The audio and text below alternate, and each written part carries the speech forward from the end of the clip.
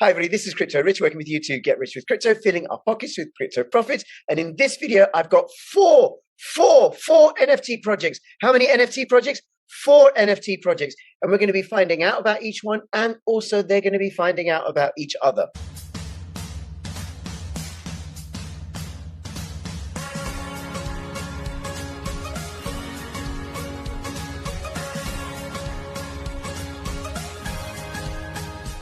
Apollo had produced the ultimate hardware wallet for your cryptocurrency assets, probably the most secure hardware wallet going. Use my affiliate link and the code for a discount.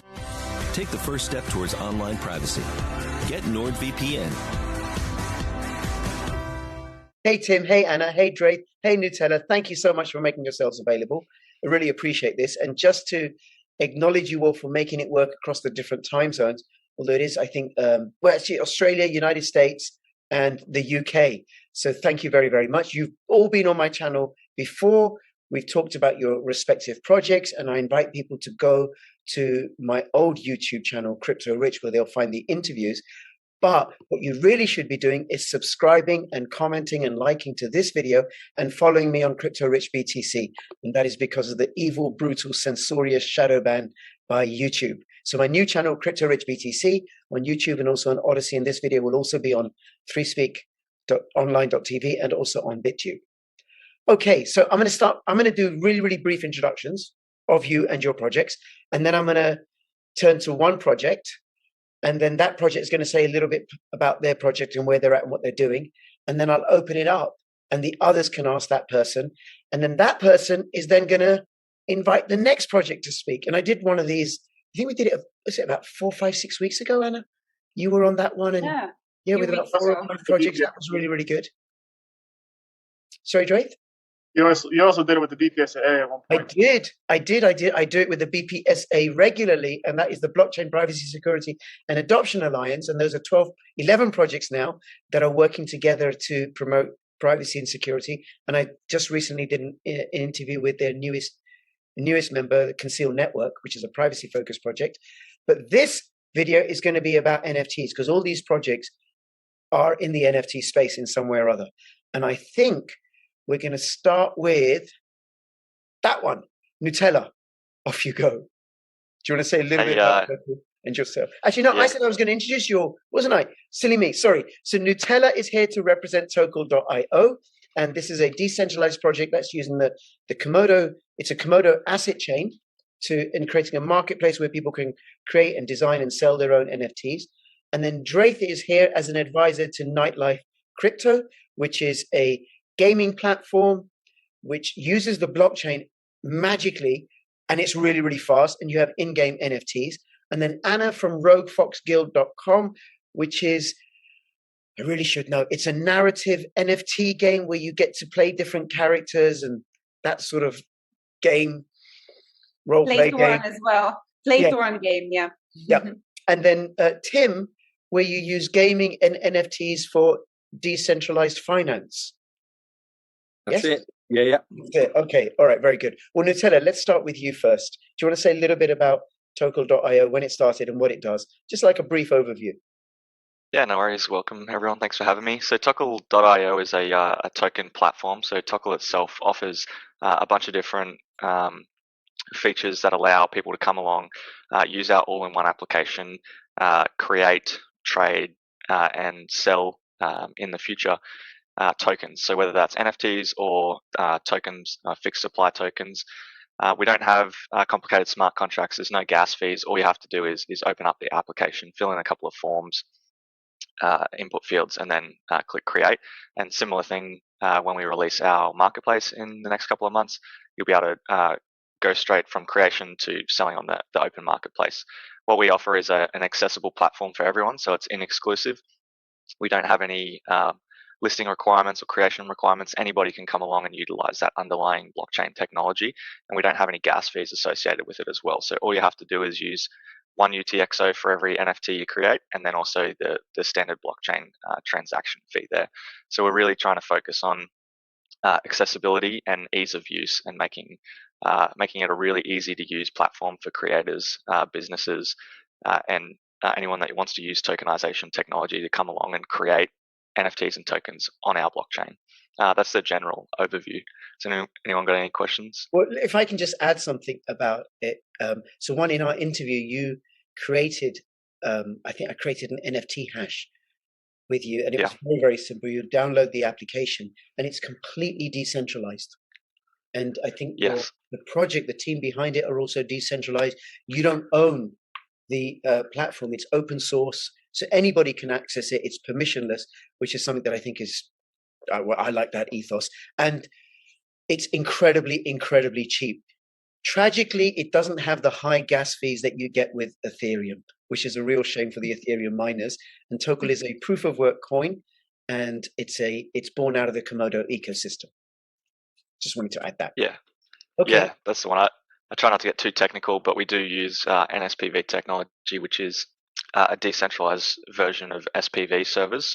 So instead of having to run an SPV server for people to poll information and broadcast information, you can do that to any node on the network in a trustless fashion using Komodo's delayed proof of work notarization technology. Yep, which means that it can't be, you can't do a double spend attack on Tokel or on Komodo. And I think Komodo technology is worth shouting about because it is fabulous. Okay, any questions? Floor is open. Who would like to ask Nutella about his project? Yeah, what kind of stuff is being put on to Tokel right now, or being built on Tokel? Yeah, so currently we're working on some basic stuff like website upgrades and making sure that people are aware of exactly what Tokel has available to offer. So really presenting information clearly. In the background, we're also working on the NFT and token marketplace. So that's going to be the big feature for that basically collates all of the features we have together into a single area, and it finalizes that whole process of, create, trade, and then sell. So that selling component is obviously a big thing when it comes to NFTs and tokens. And then we're also in the background, we're also looking into Web3 integrations as well as upgrading the underlying blockchain technology. So we're working alongside the Komodo developers to enhance the UTXO technology that the blockchain has inherent to it. Nice. Very good. Thank you. Thank you. Any other questions? So you mentioned nodes. Is that have you got a number of nodes that operate at the moment, or is that expanding? How's the network running? Yeah, so we have a Komodo asset chain or smart chain, and we have I think the last time we checked was about 100 individual nodes, many of them miners as well. And basically that's just a standard blockchain network, and that will ever expand as people have these full nodes.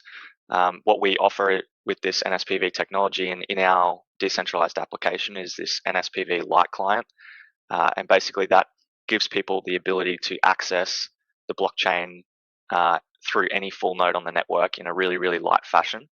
So all it has to do is download the last up to 10 headers, and basically it can verify the information within there because it's been notarized at some point.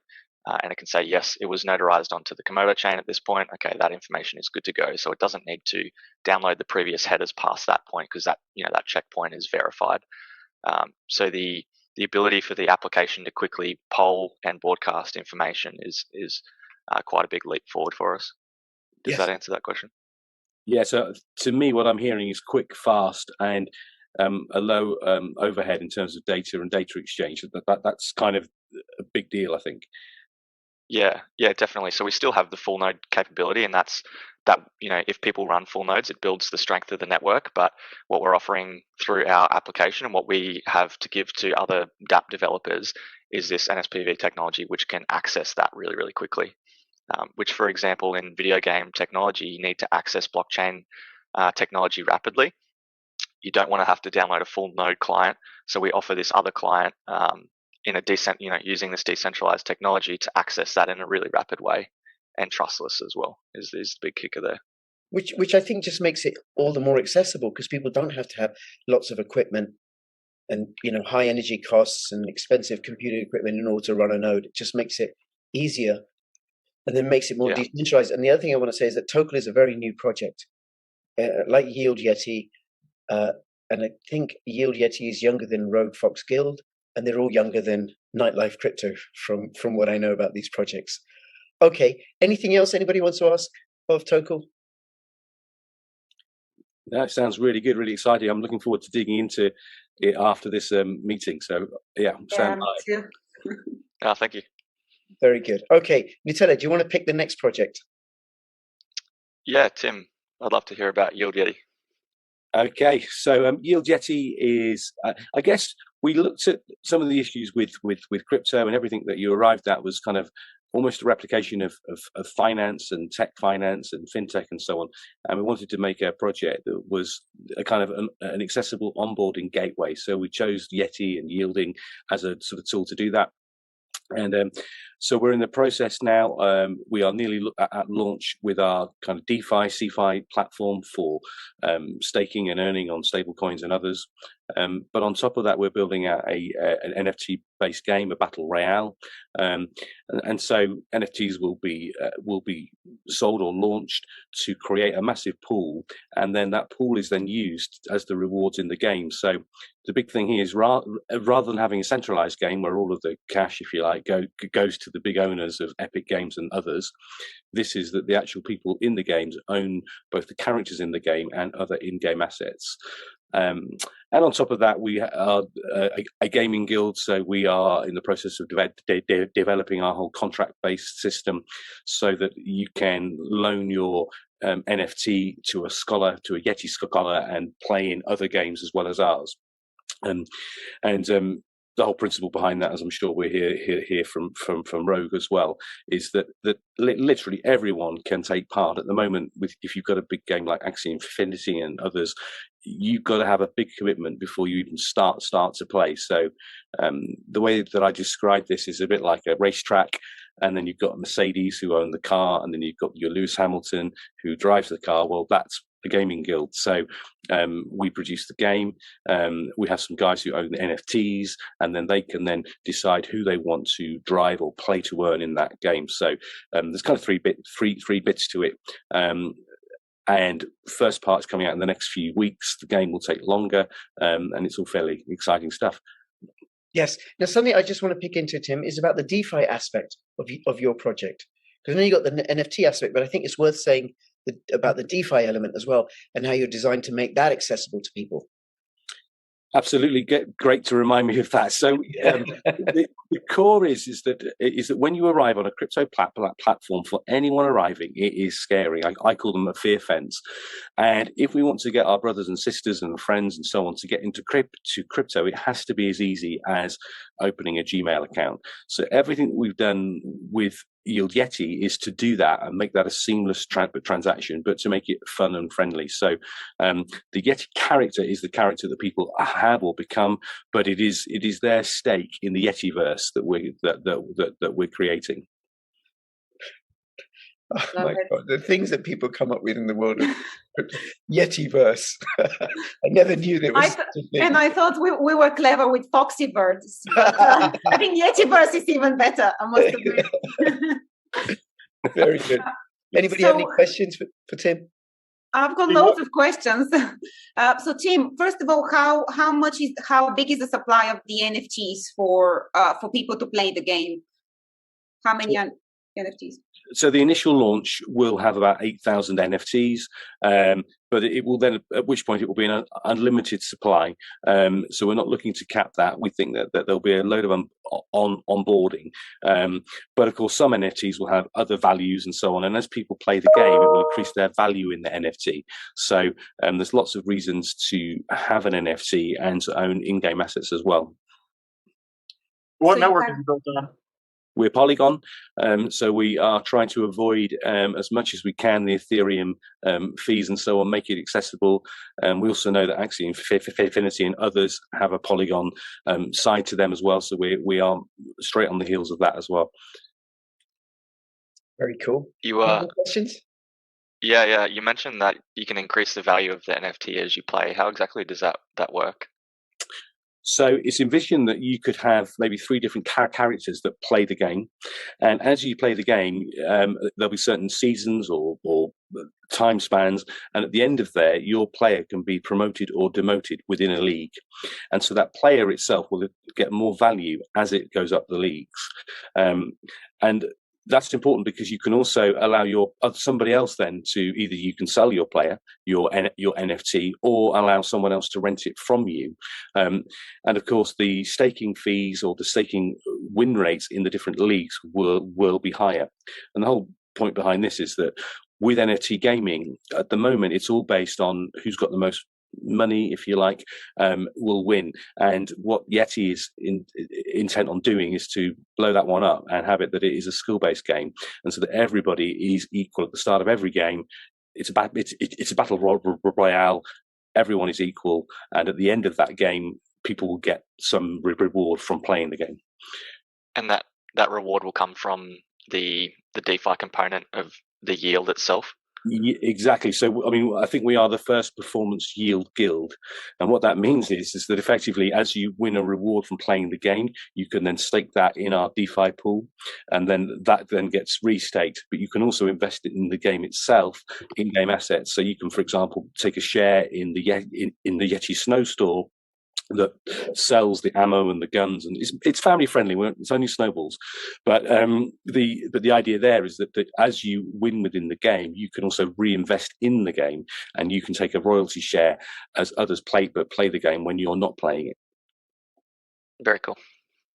Very cool. Now, what stage is your project at? Because aren't you doing a raise currently?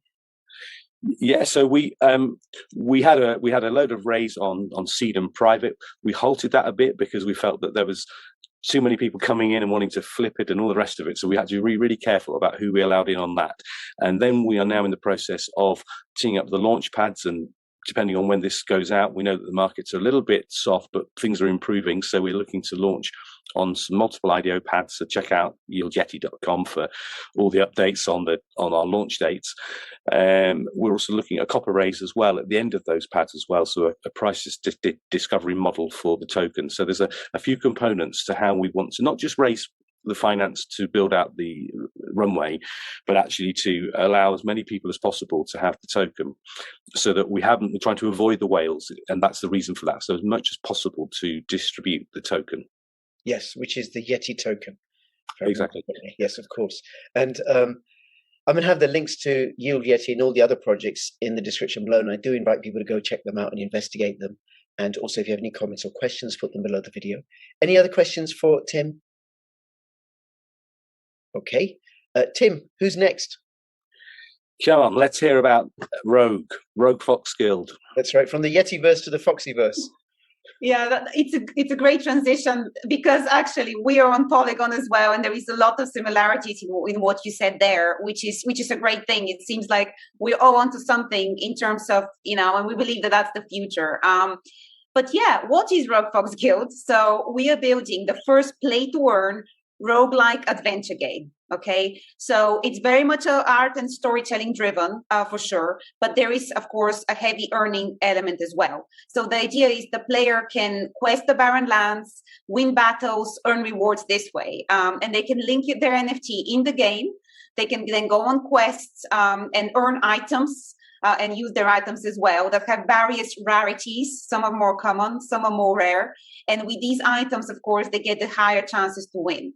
So the idea is also that they have their NFTs that they can play with, but they can also loan them as well. Much as you, Tim, the loan to earn mechanic is something that we really want to dig deeper into. So if you don't want to play, you can still earn, or maybe a little bit less. But if you are a player, you can then earn and go on quests and have fun while playing, while increase the possibilities for reward as well. So our team is very much art and storytelling and gameplay driven. So perhaps amongst the projects here, we're probably the least on the financial side, but it's something that we're working on to get more tokenomics experts involved and crypto experts involved. But our mission is to create a gaming experience that is fun, engaging, and also inclusive as well. As Tim said, essentially at the moment, it's very few people playing those games, and the barrier to entry is quite high as well. So we really want to change that. Already in our community, we've educated people on the possibilities of play-to-earn gaming and how to get in as well, how to set up their wallets, starting from the start. So we don't want to be exclusive to just people that are already in this space. We're including everyone, and we don't want it to be like just a rich people game as well. So of course, equality is important here. It kind of make it easier barrier to entry, including some possibilities that we've discussed is playing without an NFT, right? But with NFT, you have maybe extra value into the game, etc. But you can also play without the NFT. Now, we are based on the Polygon network, so our NFT collection is in Matic. And we've actually have been supported by Polygon themselves, Polygon Studios in particular. So it's been a very good experience and honor to work with them as well, because we like that chain. We think that, it's very fast, it's very efficient. I actually saw that they raised $450 million today, was announced. So yeah, essentially that's what we're building. We've got a strong community right now, like very positive community. We have obviously people appreciate that we're fully doxed and fully show who we are. And yeah, we're steadily growing right now with the community and the NFT collection. Oh, and we have a game trailer as well that you can check now. So very good. And where will that be? On your YouTube channel? Yeah, well, actually Twitter is the best place, but it will be on YouTube as well. All of social media will have it. We have few channels. So YouTube, LinkedIn, Twitter, everywhere. Great. And where are you at in terms of launching your project? So sale is live at the launching of this video. So so it should be live by the time this video is published, but it's technically tomorrow. Right. Yeah. Okay. But we're building. That's the NFT sale. Yeah, so that's the NFT. So we are doing the stage approach, much as what Tim said. The full play-to-earn game will be released at the end of the year, but we'll be releasing mini games and part of the games before. So the first part will be launched by end of March 2022. So by the end of this quarter, it will be live, and that will be fully functioning game by that point. Great. Okay. Thank you. Any questions for Rogue Fox Guild? Yeah, if you were to compare it to an existing game, what kind of elements would it pull from? Yeah, that's a great question. So we are inspired by indie games that maybe not everyone knows, but some people know in the space, called Darkest Dungeon, Slay the Spire, Spelunky. You got these kind of very much indie games that are more. It's essentially not PvP or anything like that. But it's more like a strategy. And roguelike, what that means, it's a term, right? It means that you go on a dungeon run. So you go and fight a monster, let's say.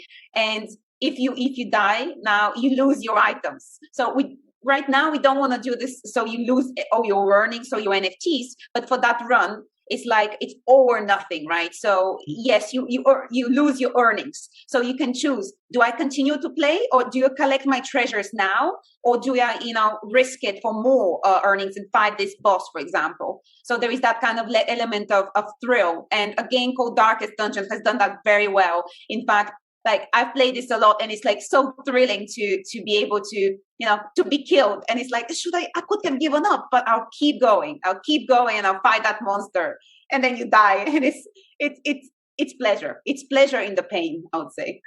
I hate those games because I always push too far. Oh, I can get the from what you're saying, the dopamine thrill, Anna. No. But the mechanics are to be confirmed, but this is the direction that we're going. Definitely more kind of, this is the definition of roguelike. We won't be make it as harsh as that, I suppose, but. Okay, very good. Any more questions for Anna? Yeah, you mentioned that you can get items in the game. How do you see that playing out in terms of usage in the game, and then also are you going to enable a secondary market for players to be able to on-sell those items? Yeah, definitely. So the items would be various in rarity, and there will be NFTs themselves, obviously. But yes, we're launching our own token. Not gonna tell you which ones yet, but we have a cool name for it. So yeah, we're planning to have that secondary market for this. Yeah. Great. Okay, cool. I got a question for you, Nutella, which is that will it be possible for NFTs that are on a different platform to be hashed and sold on Tokel? Yeah, that's a challenging question. At the moment, no. If an NFT is created on a different blockchain, it's then historically created in that blockchain. You'd have to conduct some sort of burning mechanism and then recreate it on the Tokel blockchain for it to then be sold within that market. Right. It's kind of the short and sweet of that. Yeah. Okay. No, thank you. Realistically, what you could do is just create a bridging service that basically pulls the data from that existing NFT. So that bridge will essentially do what Nutella just said. Basically, you send it to the bridge recreates that NFT onto another platform, then burns the existing NFT. So it's definitely.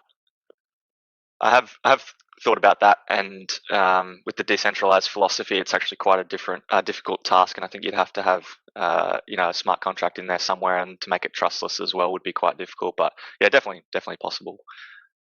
Right. Okay. Maybe something further down the line. It's just I was wondering about. Okay. May I just add, just on that topic, I do think that some sort of integrations would be really better for usability purposes for the end user. I do think that having this fragmentation. So I'm looking forward to, because I come from non-technical background, right? So I'm thinking about the end users that are new to crypto in general. So the more we have this fragmented, obviously that kind of stops people from taking part, and then it's just. Yeah, so I'm looking forward to a future where things are a bit more united. Yes. Yeah, I agree. Mm-hmm. I actually have another question. Is this a browser game? Yes. Yeah. So we're launching in browser, and the key thing is that the gatekeepers, Apple and Google, are clearly not supporting P2E gaming, right? So let's avoid them as much as possible. I'm a big fan of pushing getting browser gaming back into the limelight. I think it's a big growth area, especially for P2E games in general, and I think Web3 is definitely leading the charge in that aspect, and the integrations with the wallets that can be had within the browser now enable a really cool Web3 browser gaming experience. So I'm definitely keen to see some games come out for that, so looking forward to it. Fabulous.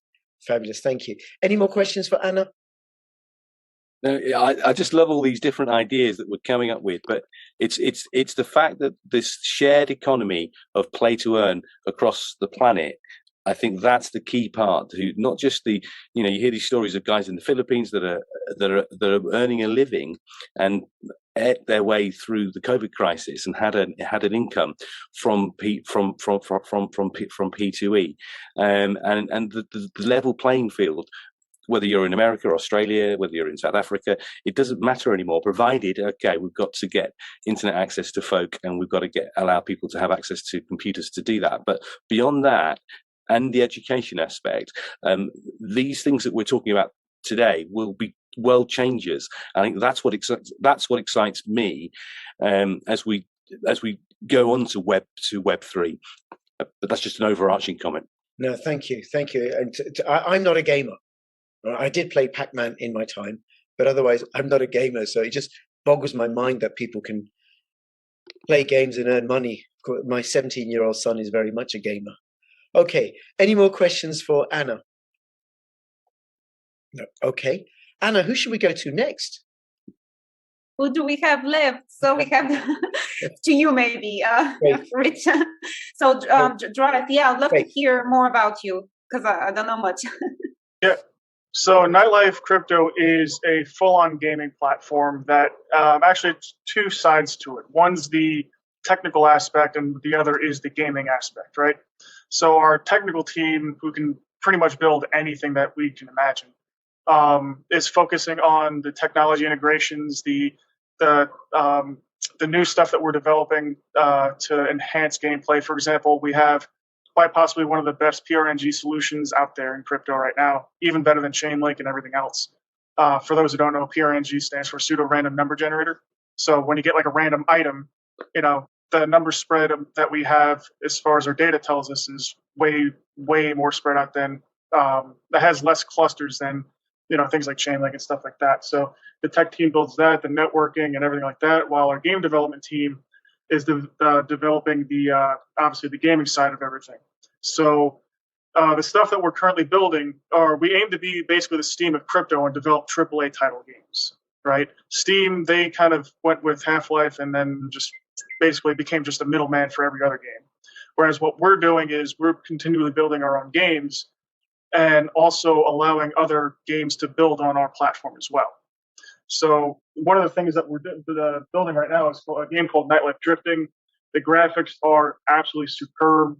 It looks like, say, I would compare it to the graphics of Need for Speed. You could be able to modify your car. It's play to earn. So when you win races, you win NLife and NFTs.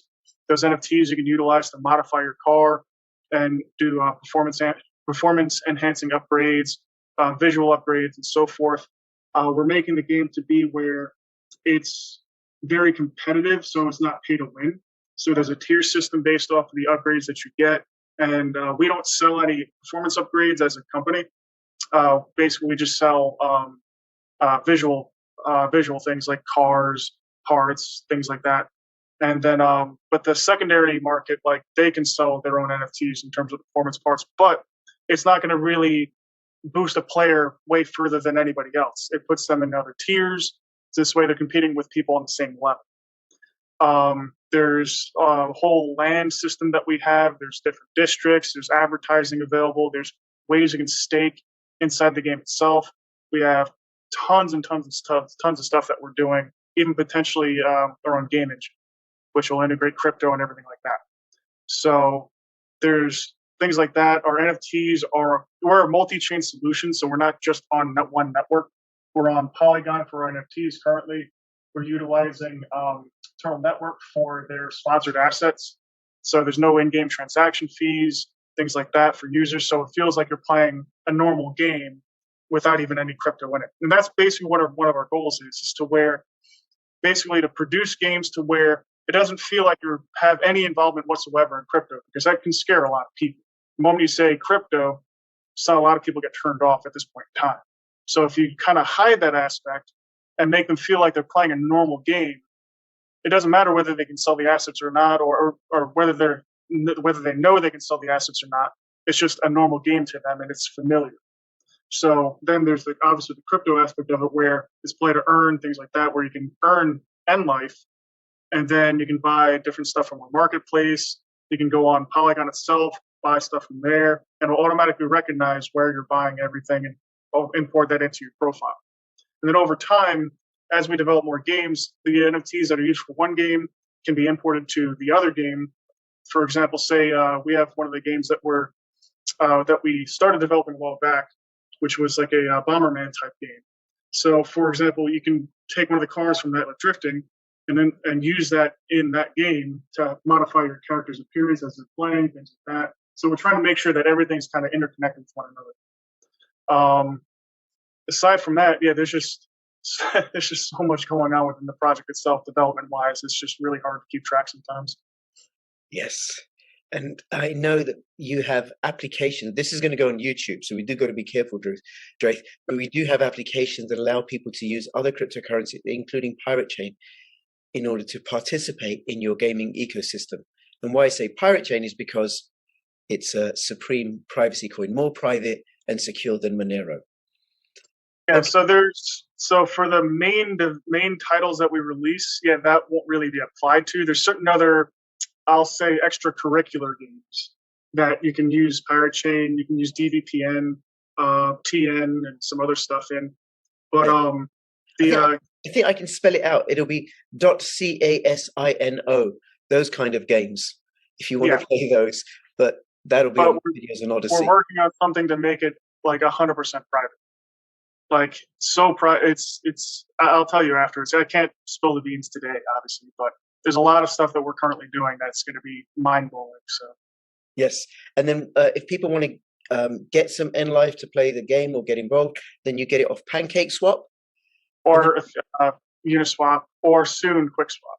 Okay, and then there's a conversion that happens, which moves you onto the Turtle Network platform, which is feeless. Yep. And very, very fast. We have our own bridges that we built, so you can easily just transfer your assets to another platform, whether it be PancakeSwap, Uniswap, QuickSwap. BSC, Ethereum, Polygon, or Turtle Network. So. Yep. Okay, and it's just finally, it is on the blockchain. It's on the game is played on the Turtle Network blockchain. Everything is on chain. Yep. Okay, any questions for Draith? Yeah, sounds great. So I'm very curious to find out. I really love what you said about the aspect that it's just obviously you play a game. It doesn't matter that it's crypto in a way.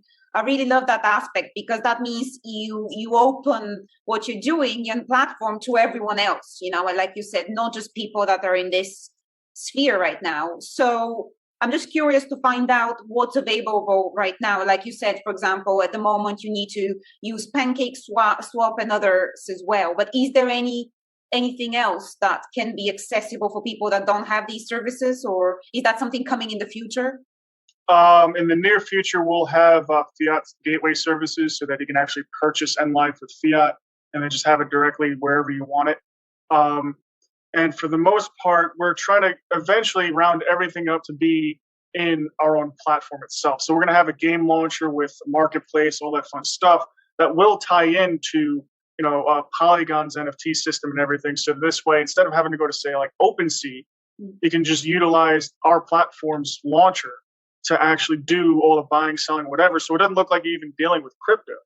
It looks like you're just dealing with, say, for example, Steam with their marketplace. You put stuff up for sale, you can buy it, sell it, do whatever. But instead of that in the back end, it's actually utilizing stuff like, Polygon. So to the user, it looks like they're just interfacing with this one thing, when in reality, behind the scenes, it's interfacing with a lot of different things. So the user itself gets accustomed to this one platform with this one interface and doesn't have to worry about anything else. Because the key thing is that, like I said, it scares a lot of users, especially gamers, with crypto. So if you get them accustomed, like via baby steps, into something like this, now they're like, oh, wow, I can do this, this, and this. And then later on, they'll be like, wait, I was interfacing with crypto the entire time. And then all of a sudden, it's just like a light bulb moment that comes on. That's great. Yeah. Very good.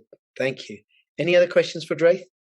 And just interested to hear when you were talking about other games being able to be built on your technology or built on your platform. Have you already formed some of those partnerships, or is that a work in progress? That's a work in progress, because mainly what I want to do is basically have an example of what we've built, just to show everyone, hey, you can build your games to interface like this, to do all this stuff and integrate with our technology. So I'd rather have something like one of our pieces out there first before we start going to everyone else saying, hey, you guys can build on our platform. It's really easy and it integrates like within minutes. So, because it's best to have it whenever you're trying to advertise something, it's always best to have an example, right? So the game that we're developing, it's going to take a while to build, because first of all, it's not one of your run-of-the-mill type of games that gets released within 6 months. This is more like a 2-year project, right? So we're planning on having a demo come out maybe Q2 this year, to where people can play, people can earn, stuff like that. And we have a whole district system, so each district will get released over time. So over the course of 2 years, you'll have additional content, additional districts, loot boxes, all that fun stuff available to users, and just completely build out the entire game. So, well, once we have something like a demo ready, then yeah, we can probably start approaching other projects about that. It sounds really cool, really interesting, and I think that the notion of just a simple onboard at the beginning, and then people are into the ecosystem, that is, I guess, the holy grail that we're all working towards, because we know that that's how we will onboard masses into crypto, is by almost removing the crypto, and I think that's the key part to it. But also how that will play out in the whole metaverse as well, because the games that people play and the way that they earn and the way that they link will then link back into the other experiences that they'll get in the metaverse as it arrives and as it's built. And we'll see people, shopping and banking and doing all that kind of fun stuff on top of the gaming aspect that they're doing. And looking for ways to hop between those different spaces to spend time in that world. So it's a really exciting space, I think. Yeah, and the game that we're developing is not like a game where you can just play it on a browser. These are actually, if you were to take Steam, how it is right now, that's basically what we're trying to do, where basically with the launcher, you click install, you install the game, and it's this way. It gives us a lot more room to be able to, add into the game, because with browser games, like depending on what you're putting in there, it can be very limiting. So we want to remove those limitations and basically act like a full game company developing AAA title games. Great. So how big is your team at the moment? How big is the company project? Essentially, we have about 24 people right now, and we're planning on expanding that by about 3 to 4 times in the next 3 to 4 months. So we'll probably, all said and done, probably in about, just for even numbers, say 6 months, we're planning on having at least 100 people. Wow. Very cool. Very cool. And that kind of fits what I think is going to be happening in the crypto space, and in particular, the crypto gaming space and the crypto NFT space, because I think these are sectors that are just going to grow and grow and grow and grow and grow and grow. Okay. Any last words from anybody? Anything anybody wants to add that's critical and important they want people to know? I just want to know how Tim's not freezing. It looks pretty cold over there. Well, it is cold. The energy prices. Yeah. I mean, don't worry, everybody. I'm indoors. I'm safe. It's fine. But I think just. Can I hold on? Sorry, Tim. Excuse me for interrupting you. Nutella, Tim won't like me saying this. Underneath his shirt, he's very, very furry, like a Yeti. That's what he's the Yeti. He's the original Yeti. No, there's more fur under my shirt than there is on my head. So, I think that just the guys that are watching this, and I'm sure Rich will repeat this, is that part of the whole thing that we're trying to talk about today is about everybody and everything, and the only way that we do that is by sharing stuff. So the links for Yeti and the links for the projects, please go on them and follow us on Twitter and on Telegram and so on, and spread the word. But also, all of these projects are early adopter stuff. So for those of you that are watching this, that hey, think, oh, I like that idea, then click onto us and follow. And that's kind of my main message, I guess. Yes. Don't you wish, if you're watching this, you bought Bitcoin or Ethereum or even Matic when they were pennies? Same goes for these projects, but you got to do your own due diligence. You got to check them out. And thank you all. Thank you, Tim, and thank you, Anna, and thank you, Drath, and thank you, Nutella, and thank you, everybody, for watching. Any comments or questions, let me know in the description below. Please do subscribe to my new channels, Crypto Rich BTC. Also follow me on Twitter, join my official Telegram announcements channel, and between now and when I see you next, please keep filling your pockets with crypto profits. This is Crypto Rich and Crypto Tim and Crypto Anna and Crypto Drath and Crypto Nutella signing out. All the best. Bye-bye.